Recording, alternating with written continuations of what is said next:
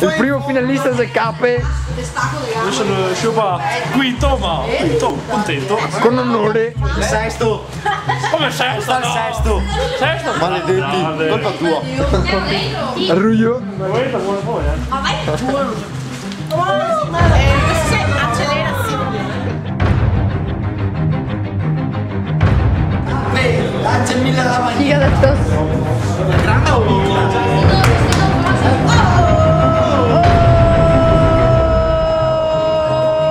Sai che mi sono fuori? Tieni tutto. Schiamo gli ultimi 2 minuti. Oh Matteo, vedi là che non ci si vede. Vedi guarda la cape. Uno si aperto. La Sara ce l'ha appena. Io ce l'ho la penna. Io non la pescare. Gira la penna. Cape? Tieni, io va. No, è uno perso. Aspetta che beve il caffè. Cristina è uno perso. Loris, sì, mezzo capite. No, no, il famoso. Ma che uno Cristina? Cristina dimmi. Lea. Maraglion. Chi? No!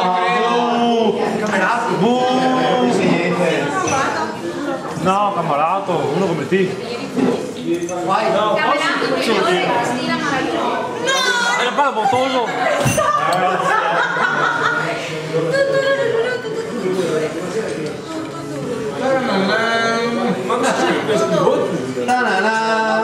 Vince.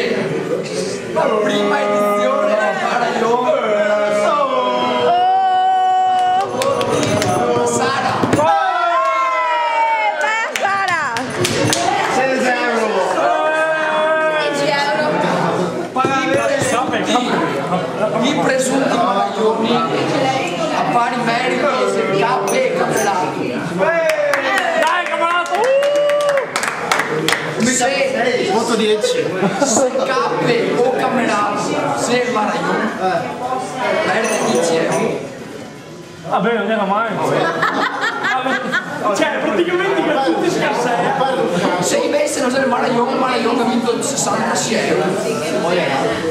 Intanto consegniamo il premio del migliore del gruppo. Grande Sara! Camerato dopo. Vabbè, dai. Forse non si scassa. Camerato, ma giuro. Uno come te.